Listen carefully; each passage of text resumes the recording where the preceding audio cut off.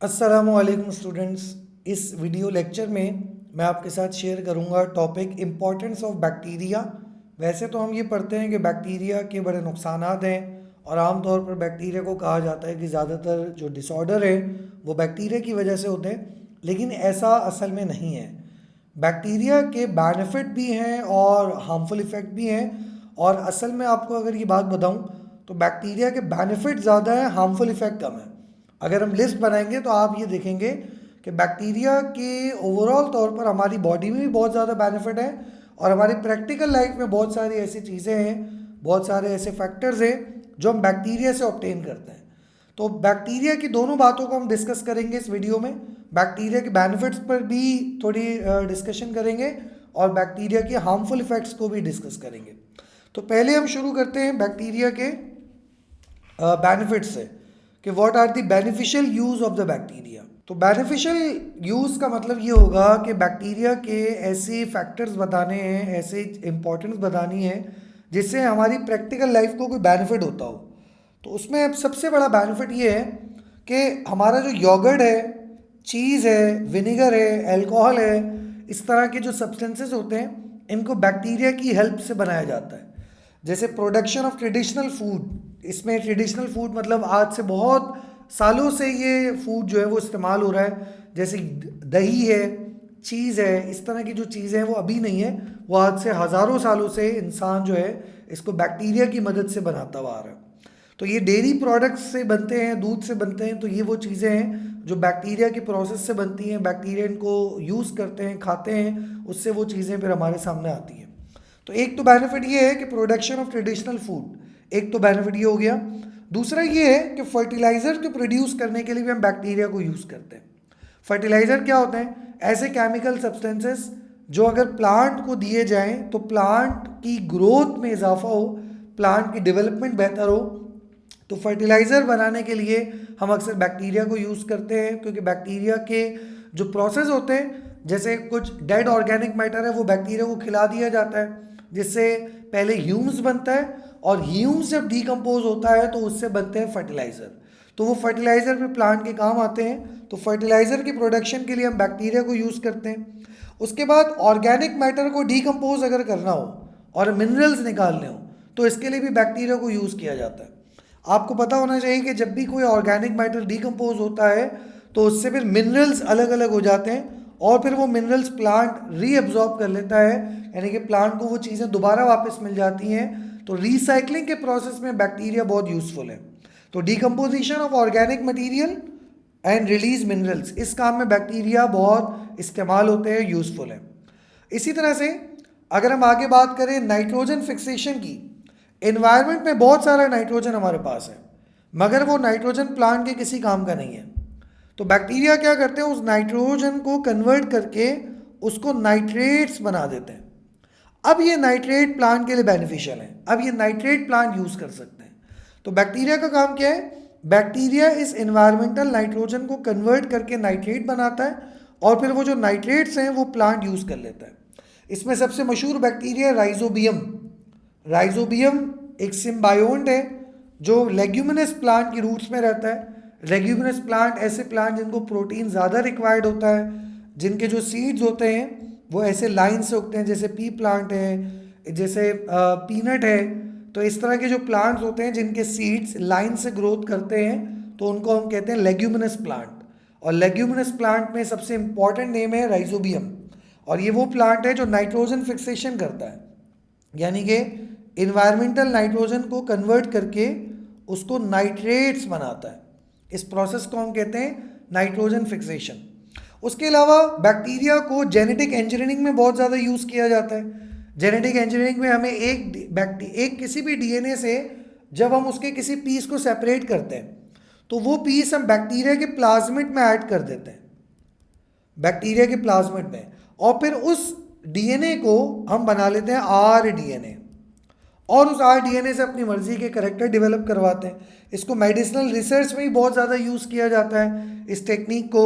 तो बैक्टीरिया के बहुत सारे यूजेस हैं, जिसमें से ये 5 यूजेस जो मैंने आपके सामने डिस्कस किए, ये वाले जो यूजेस हैं, जैसे कौन कौन से हो गए, इसमें ट्रेडिशनल फूड बनाने में, फर्टिलाइज़र बनाने में, ऑर्गेनिक मटेरियल को डिकम्पोज करने में, नाइट्रोजन फिक्सेशन करने में, जेनेटिक इंजीनियरिंग में इसको इस्तेमाल किया जाता है। तो ये अप्रॉक्सीमेट 5 यूजेस हैं जो आमतौर पे बैक्टीरिया के लिए फ़ायदेमंद होती हैं।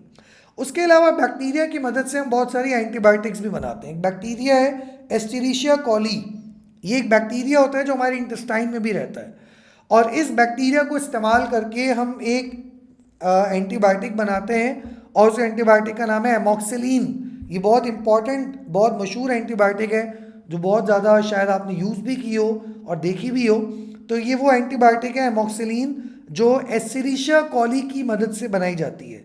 इसी तरह से राइबोफ्लेविन, विटामिन B2 और विटामिन K, ये जो हमारी बॉडी में बनते हैं ये भी बैक्टीरिया की हेल्प से बनते हैं। तो राइबोफ्लेविन यानी कि विटामिन B2, विटामिन B12 और विटामिन K, इस तरह के जो विटामिन हैं उनको बनाने के लिए भी हम बैक्टीरिया को यूज़ करते हैं। तो ये भी बैक्टीरिया का एक बेनिफिट है। बैक्टीरिया के प्लाज्मिड को यूज़ किया जाता है, जैसे कि मैंने आपको बताया कि जैसे बैक्टीरिया है उसके अंदर प्लाज्मिड होता है, इस प्लाज्मिड को हम ओपन कर देते हैं और फिर इसमें अपनी मर्जी का DNA ऐड कर देते हैं जिससे बन जाता है rDNA।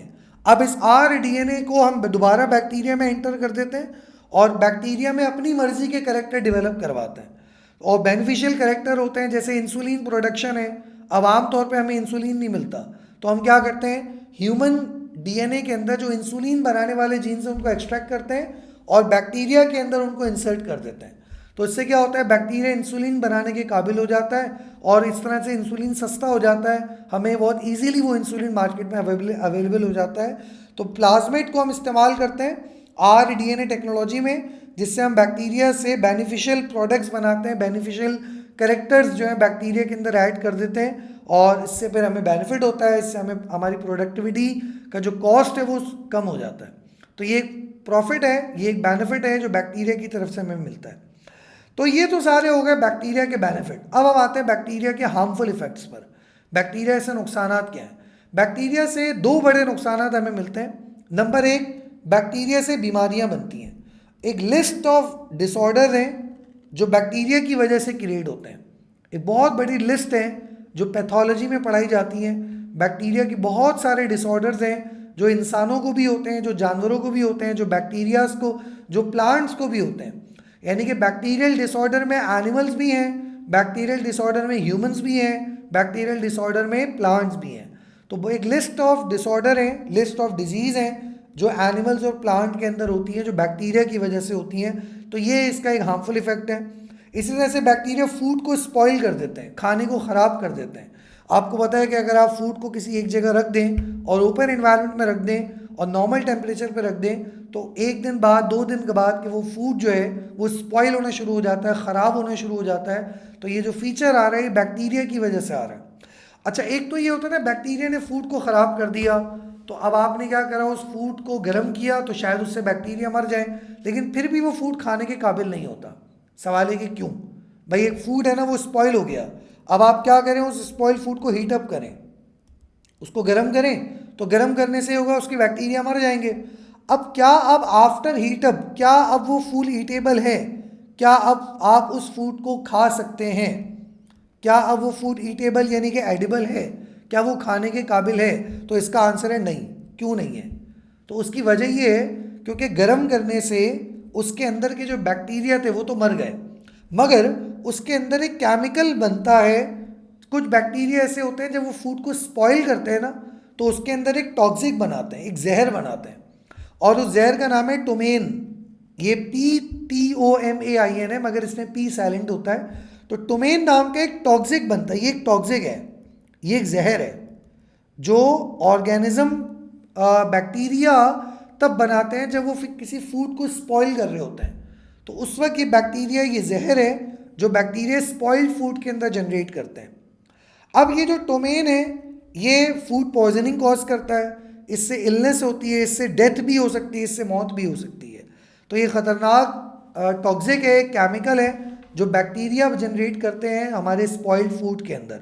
तो ये भी बैक्टीरिया का एक हार्मफुल इफेक्ट है। भाई एक तो ये हो ना कि बैक्टीरिया ने से फूड को स्पॉइल कर लिया, तो आपने क्या किया, आपने उस फूड को गर्म किया, गर्म करने से बैक्टीरिया मर गया, अब आपने उसको खा लिया, मगर ये काफ़ी नहीं है। अब मसला ये है कि आप जब गर्म करोगे तो गर्म करने से बैक्टीरिया तो मर जाएंगे, मगर ये जो टोमेन बना था ये इतनी आसानी से ख़त्म नहीं होता, ये तो डिकम्पोज नहीं होगा, तो ये टोमेन आपको डैमेज करेगा। ठीक है, तो इसीलिए बैक्टीरिया सिर्फ फूड को डैमेज भी करता है और उस फूड को टॉक्सिक भी बना देता है। ये एक बहुत बड़ा इम्पैक्ट है जो बैक्टीरिया की वजह से क्रिएट होता है। और सबसे बड़ा मशहूर नाम है क्लोस्ट्रीडियम बोटुलिज्म। बोटुलिनम ये एक बैक्टीरिया होता है जो स्पॉइल फूड के अंदर होता है और ये एक बीमारी कॉज करता है जिसका नाम है बोटुलिज्म। और fatal from food poisoning, fatal form of food poisoning, ये खाने के जहरीले असरात की एक फैटल फॉर्म है, जानलेवा फॉर्म है जो आमतौर पर बैक्टीरिया की वजह से क्रिएट होती है। इसके बहुत सारे सिम्टम्स होते हैं, जैसे इसमें क्या होगा, स्लर्टेड स्पीच हो जाएगी, ब्रीथिंग प्रॉब्लम होगी, ड्रोपी आइज हो जाएंगी, ब्लडी विजन हो जाएगा, मसल्स वीक हो जाएंगे, ट्रबल स्वेलिंग हो जाएगी। तो ये अलग अलग इसके सिम्टम्स होते हैं बीमारी के, जिसको हम कहते हैं फूड पॉइजनिंग, और ये आमतौर पर स्पॉइल्ड फूड के खाने की वजह से होती है। तो ये बैक्टीरिया का एक हार्मफुल इफेक्ट था जो मैंने आपके सामने डिस्कस किया, और यहाँ पर आके ये लेक्चर हमारा कंप्लीट हो जाता है। इस लेक्चर में हमने बैक्टीरिया के यूज़फुल इफेक्ट और हार्मफुल इफेक्ट को डिस्कस किया कि बैक्टीरिया किस किस तरह बेनिफिट है और किस किस तरह हार्मफुल है। तो उम्मीद है कि आपको लेक्चर समझ में आया होगा। अपना फीडबैक ज़रूर दीजिएगा। नेक्स्ट वीडियो लेक्चर में आपसे मुलाकात होगी। अल्लाह हाफ़िज़।